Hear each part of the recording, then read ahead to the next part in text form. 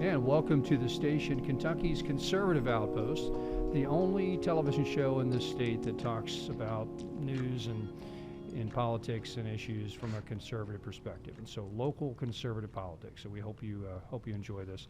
And so tonight we have this very special program, very interesting program. It's going to be about a topic that maybe most voters and citizens of Jefferson County aren't aware of.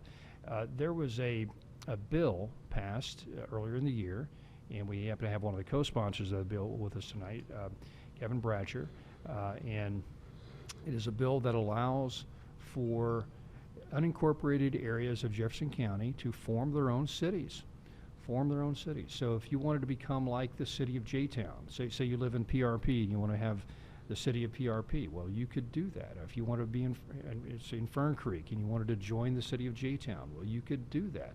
And the state house, or the state of Kentucky has passed a law that allowed that to occur in our county, and that might have some more interest now after this recent mayoral election. A lot of people disappointed that their candidate didn't win, and so maybe this is a way for our county to address issues such as not getting the services they need and that sort of thing. So, but before we go any further, there's a story we want to play for you that talks about what this is about and what bill was passed, and so we'll roll that now.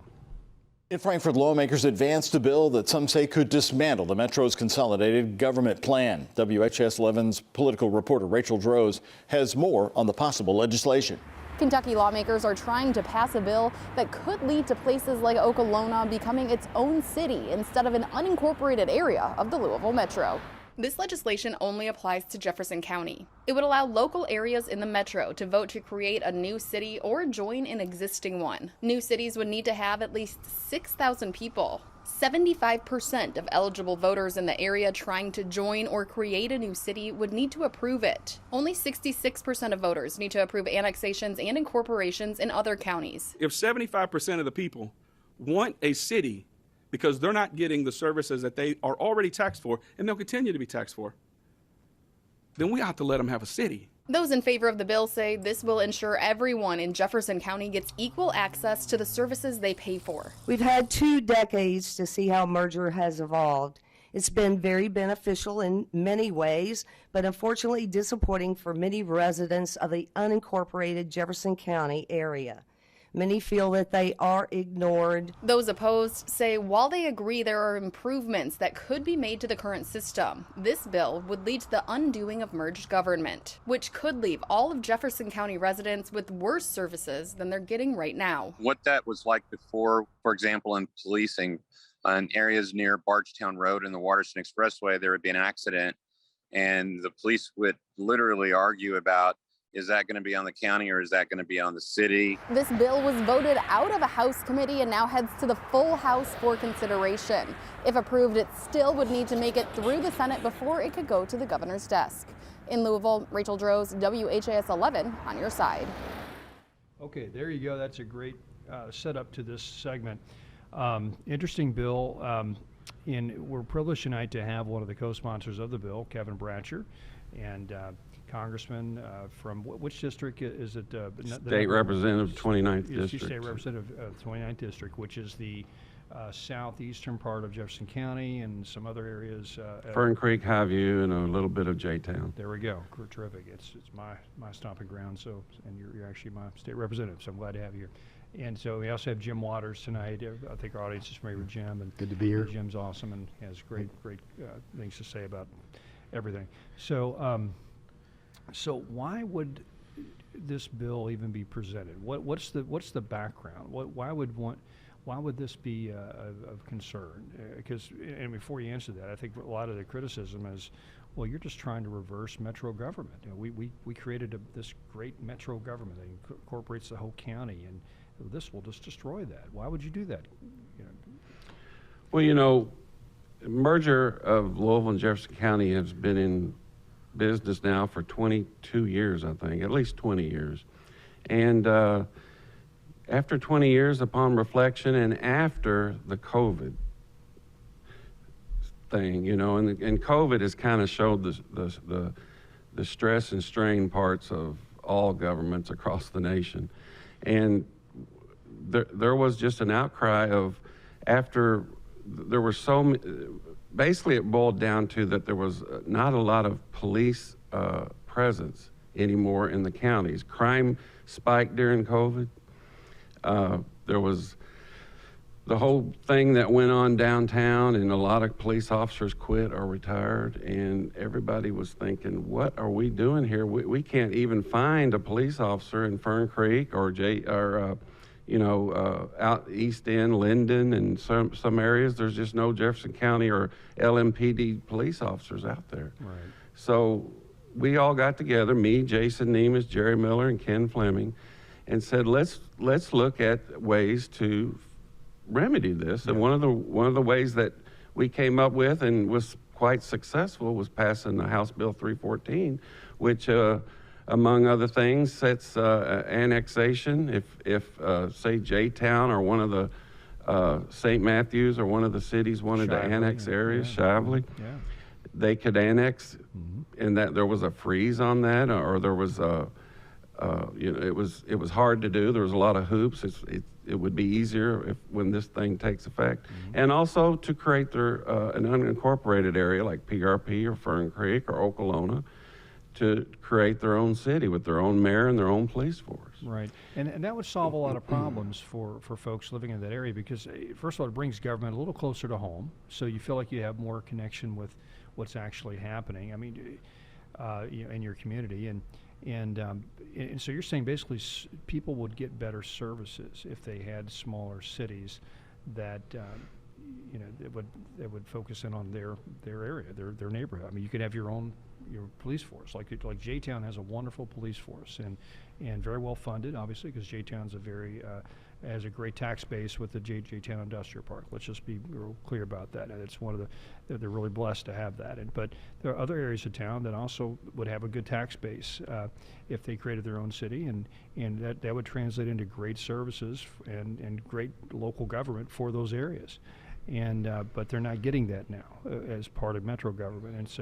And how do you really force Metro government to pay attention to you when you really have no leverage to do so? And well, the thing is, when you're outside of the Gene Snyder or sometimes outside of the Waterston Expressway, you feel like the city of Louisville is passing you by without providing the services that are needed. Now, I'm not going to put a whole blanket over that. There have been good aspects of merger that have worked. But, after 20 years, it's time to look at it again. And what this bill also did is create a task force. And they're meeting currently and through the next year, and come up with some alternatives and find new details and new areas where this bill, House Bill 314, can take effect. It doesn't take effect till 2024. Oh, I see. So you couldn't do anything until 2024. Okay. It's going to set.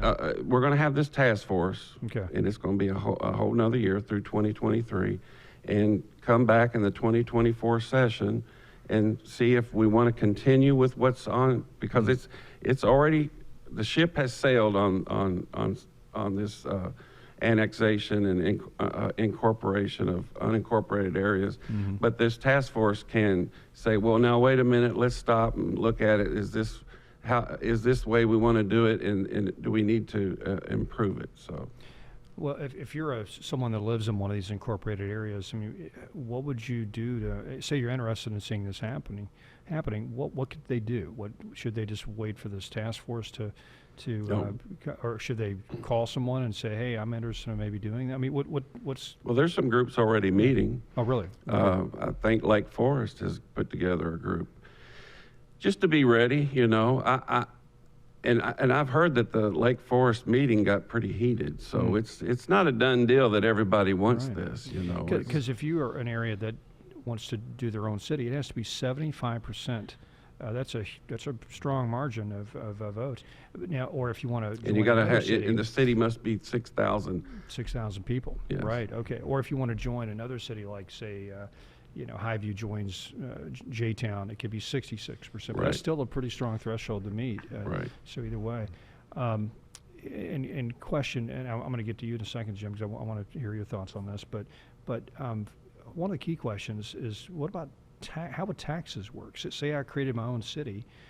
Do I now pay double taxes? Do I pay taxes to my own city and to metro government, or how does that There will be more taxes. I mean, there will be taxes, and there'll have to be a mechanism set up to where the metro and the new city can share the tax okay, rate. got Yes. it. So some of the funds that would normally have went to metro can be repurposed to your area. Okay. And that might be the red flag for a lot of people that don't want to do this. You know, I've heard right. from both sides of the issue out in Fern Creek, and some are like, well, we don't need additional taxes, but somebody's going to have to pay Right. that new Fern Creek Police Department. Exactly right. So that would be, And that was my question, is what would be the opposition to it?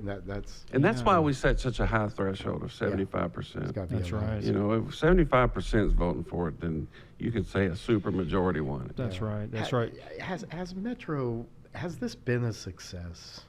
I mean, has this, if you had to, like, after 20 years, you know, now you can see, I guess some parts of it maybe have, right? I mean, but with what's happened with law enforcement, like you said, this is a huge issue. This is a huge, if I was in this area, that would be a huge concern for me, is safety. Is that what you're hearing in terms of why there's interest in this? Yeah, you know, I hate to say this, but I got to say it. You know, carjacking is becoming a suburban problem. Yeah. And there is just, the LMPD is doing a lot better with it. And, you know, there's federal task force working it, because carjacking technically is a federal crime. Oh, wow. But there's a robbery component that the state and the cities can get involved with. Right. But it's becoming a problem. And I have a lady that lives in Fern Creek, a little old lady, you know, that says she will not go outside at night anymore because she got carjacked. And it's a heartbreaker. So we need to look at avenues, and this is just one avenue of trying to fix the crime problem in Louisville, because by golly, there is one. Right, right. Yeah, I think that's on top of everybody's mind right now, especially after this most recent mayoral election. That was the #1 issue on the ballot, and Jim, aren't there a lot of folks in Jefferson County that were rooting for Bill Durr, for example, that feel like they no longer have a voice in this issue? And so, is this a way for them to address that? I like what you said about bringing government closer to people. I think the closer government is, the more accountable they have to be too. So you know, it's if you're a elected local commissioner or magistrate or whatever, you know you're going to see people in the grocery store, at church, you know, and you know. So when you make a decision, you're thinking about, you know, how is this really what the community, is this best, and can I really defend this? So I like that aspect of it too. But you know, safety was also the #1 issue among many of the school board candidates here. You know, they talked about safety, and you know, we talk about teachers, retaining teachers, and all that. So it's a community-wide. Seems like that's been the theme more that I've heard more than anything else as well. You know, Mr. Deere have had such a good record of out of J-Town and what he's done, and with the law enforcement there and the community policing efforts, and just his whole approach, I thought, was outstanding. Yeah. But you know, it's tough in Jefferson County for a Republican to win at that level. You know, with the registration. So. But I think if this problem keeps growing, this carjackings and in the suburban areas and the violent, increasingly violent crime, there's going to be a tipping point there, I think, where some people are going to say, hey, my party registration no longer outranks my safety. That's you know, exactly my concern right. about my family and maybe if I have elderly parents or people who live there, it's going to be an issue. So it'll be interesting to see how that works out. Sure you know, will. one of the unfortunate things on the bill, House Bill 314, was that many of us wanted it to include a nonpartisan clause for the mayor, and some of us wanted to go just the Metro Council too, just make them nonpartisan, like Lexington and like 90% of the other cities in this state. Right.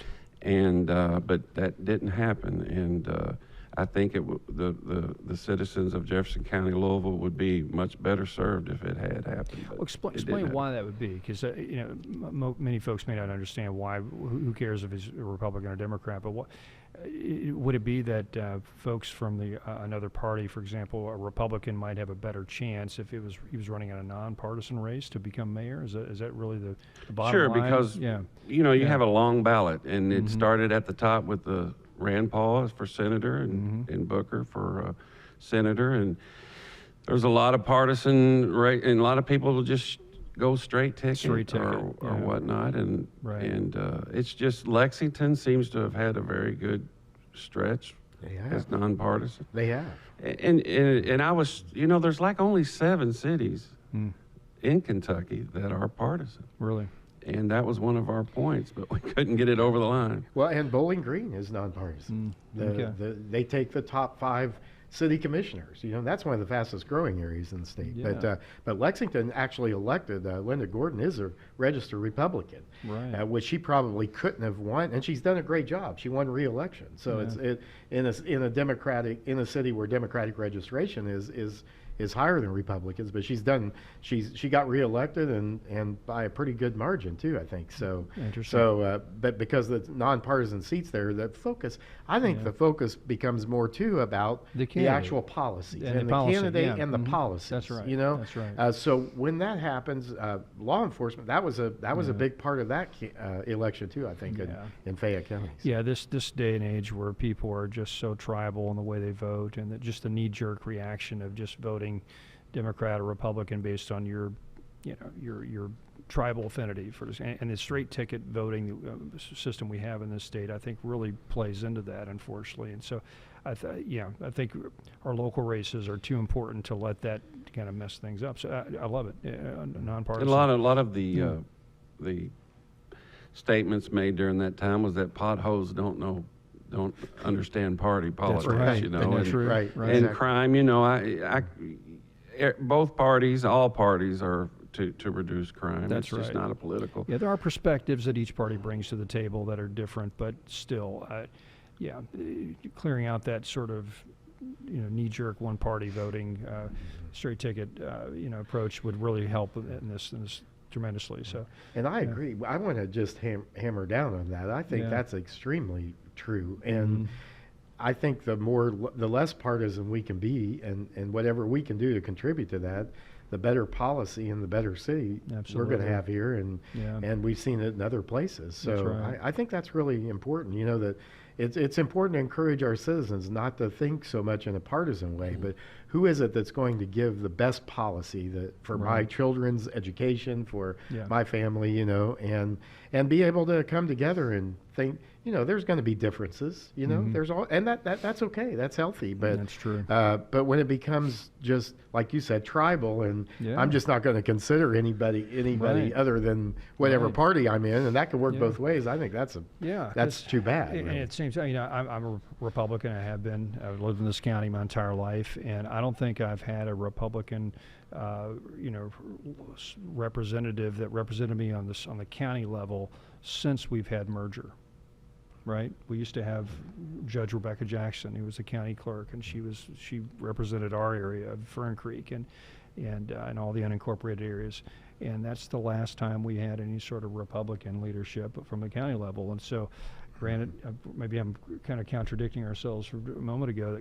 But I'm still smarting over that. I was told that merger is going to be great, but yet we've had a growing left-wing tendency in our local government since then, and I feel powerless to do anything about it. Yeah. So maybe this de-annexation, creating your own cities.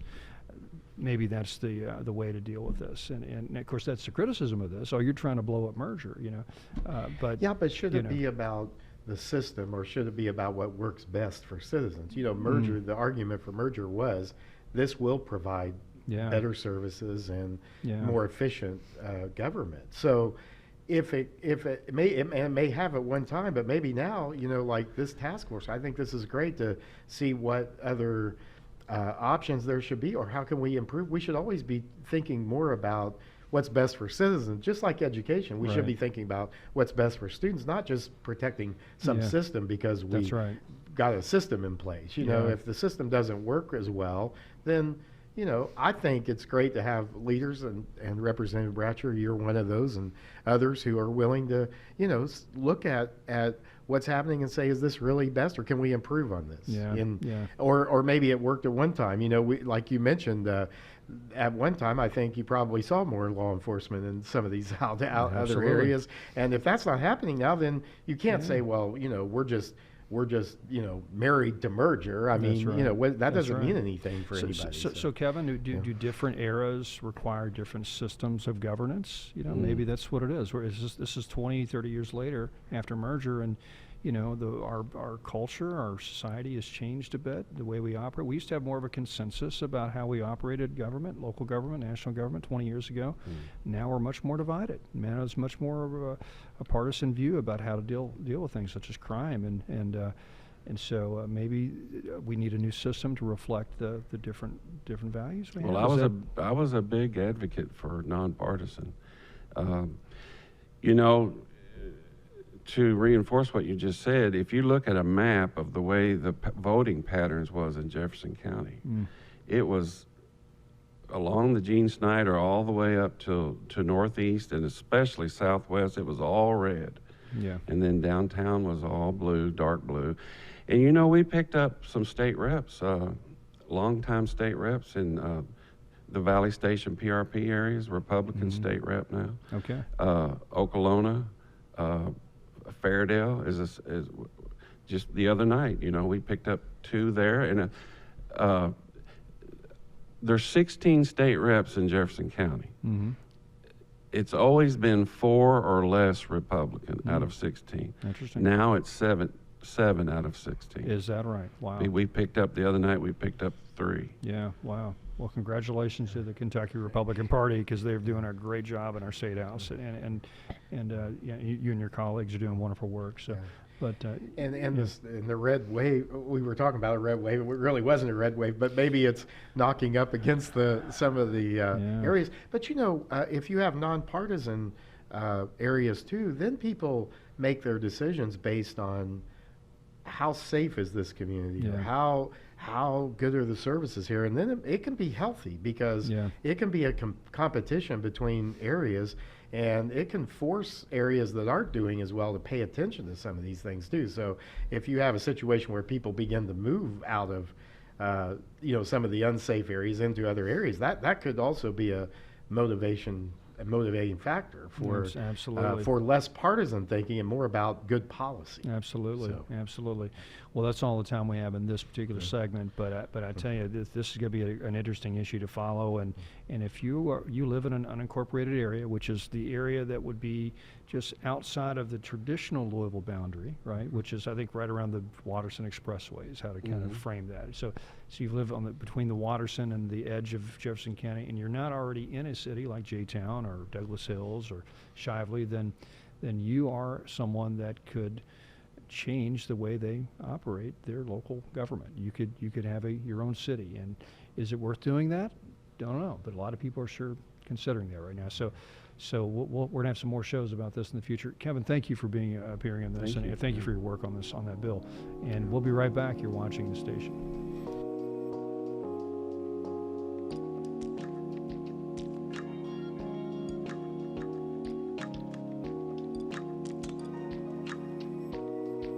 Crime among young people skyrocketing, a local lawmaker pushing to expand a youth detention center in Louisville. From carjackings to shootings and homicides, crimes involving juveniles are rising at an alarming rate, according to LMPD. And WLKY's Lauren Adams was in Frankfort as a state lawmaker from Louisville met with colleagues urging funding for a bigger youth detention center. We really need a solution and some changes. Republican state lawmaker Kevin Bratcher spent Thursday in Frankfort on a mission. I have a constituent in my district that was carjacked, and she says she will not go out at night anymore. And what kind of price tag do you put on that? That is just horrible. In this case, $6.5 million. That's how much he says it will cost to transform the Jefferson County Youth Detention Center to a 40-bed facility. That price tag also includes having the Department of Juvenile Justice operate it and launch a 1-year pilot program to provide outpatient therapy. Not having a detention center is not helping us. It's getting worse. LMPD Lieutenant Dale Thompson says a growing number of kids under 18 are being tied to shootings and carjackings across the metro. This is a daily occurrence. It's like Grand Theft Auto in the city of Louisville, and it's a video game. And there's no accountability for these kids. He says it's a constant game of catch and release because there are few options. A transitional center, essentially a holding place downtown, a few beds at that youth detention center on LaGrange Road, and in some cases, youth are being sent to a center in Adair County. Now, during the last legislative session, Representative Bratcher filed similar legislation. House Bill 318 would have guaranteed that all offending juveniles stay off the streets until seeing a judge. That easily cleared the House, but never made it to the Senate. This time around, he says failure isn't an option. It's why he's asking for that money to expand the youth detention center. Members of the Judicial Oversight Committee want more juvenile services to be included in the bill, which Bratcher agrees is a must. We have got to get in front of the kid, or we can't help the kid. They're being released too soon. So that is just a problem, and we've got to fix it. In Frankfort, Lauren Adams, WLKY News. Thank you, Lauren. And that bill is still in draft form, but Bratcher says it will be ready for the 2023 legislative session. All right, well, welcome back to the station. And you just saw a story from WLKY about carjackings exploding in Louisville and how it relates to juvenile crime in this city. And we're dealing with some serious crime-related issues, criminal justice issues in the city over the past few years. And this is just one issue of many, but we're fortunate tonight to actually have the lawmaker featured in that story with us, Kevin Bratcher, to discuss this. And so and we also have Josh Crawford with the Pegasus Institute. Josh, thanks for being here. And you also understand this issue really well, so we're glad to have both of you here tonight. And we're really dealing with some serious crime wave as it relates to our young people in this city. So Kevin, how would frame this again? What exactly would this new approach that you're advocating do to address this? Well, Louisville is a large city in America, and it has no juvenile detention center. And a lot of people don't understand that and understand why that's happening. Louisville operated one years ago, 4 or 5 years ago, and they got out of the business of it, and now there is no place to detain a juvenile criminal in the city of Louisville. So what happens if he gets arrested, if you're a juvenile? And, I mean, they just send him home, or what do they do? Well, that's one of the issues, is that sometimes they go home, you know. Okay. Sometimes they commit a bad crime and they're home with their parents that night. And I say, this probably isn't technically right, but I say there's loopholes in the system, you know, that people don't understand out there, that a violent child sometimes needs to be detained, right, and stand before a judge. That's right. And that's just not happening sometimes. And this bill, House Bill 318, from last year, and hopefully this coming year will pass, and it'll solve a lot of that problem. Right. I mean, we're not out there trying to incarcerate children, but at the same time, if you're a 15-year-old and you carjack an old lady, and you know, you should be held for a bit until something's sorted out and not just sent home. And exactly right. And so well, Josh, why has this city have not dealt with that until now? Why did we let our juvenile justice system fail up to now? Part of it was a penny-wise, pound-foolish decision to close the old juvenile detention center, and it had several problems, and those problems needed to be addressed regardless of what they did with it. But largely in an effort to try to save money in the short term, the Metro Council closed down that facility, and we've had some serious problems ever since.